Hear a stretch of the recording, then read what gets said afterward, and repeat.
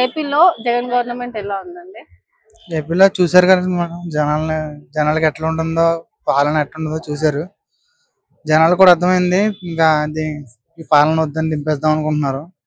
Next government రావాలనుకుంటున్నారు, మార్పు కావాలనుకుంటున్నారు జనాలు. ఓకే.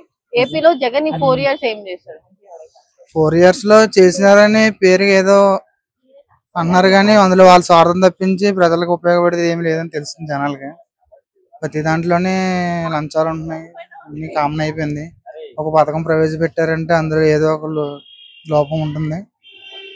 ఓకే, నెక్స్ట్ ఏంటంటే దానివల్ల ప్రజలకి 100లో ఒక 20% అయినా అయింది అనుకున్నాను, కానీ మ్యాక్సిమం వాళ్ళకి కూడా కంప్లైంట్స్ వస్తున్నాయి. అది కూడా కరెక్ట్ కాదు పథకాల వల్ల. ఓకే. ఎందుకంటే ఏపీలో జగన్ అన్ని పథకాలు ఇస్తున్నాడు, డబ్బులు ఇస్తున్నాడు. జనాల్ని కష్టపెడితే ఓట్లు రావనుకుంటున్నారు. కాకపోతే జనాలు కష్టపడి ఊరిని ఇస్తే డబ్బులు వస్తాయి అనుకుంటున్నారు. కానీ ఏది ఊరిని చేయడం వల్ల దానివల్ల చాలా ఎఫెక్ట్స్ వస్తాయని తెలియదు. ఈజీగా వచ్చేది ఏది మంచిది కాదు. ఏదైనా కష్టపడి సంపాదించుకునేది బెస్ట్. కూర్చోబెట్టి డబ్బులు ఇచ్చేస్తానంటే ఎంతవరకు ఇస్తారండి డబ్బులు? ఓకే. ఏపీలో జాబ్స్ ఏమన్నా వచ్చాయా విద్యార్థులు? గ్రూప్ 2 వదులుతానన్నారు, అది కూడా వదిలినా ఏం లేదు. గ్రూప్ 1 ఏమో లాస్ట్ లో వదులుతానంటున్నారు. వచ్చినా వస్తలేదు తెలియదు.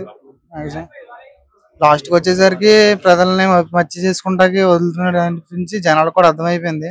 ఉన్న 4 సంవత్సరాల్లో పోనీ 2 సంవత్సరాలు కరోనా పోయినా సరే 3 ఇయర్స్ లో వదిలేయడం కూడా కష్టమేం కాదు, వదలొచ్చు. కానీ లాస్ట్ లో వదులుతున్నాడు అంటే ఓట్ల కోసం ఆశించే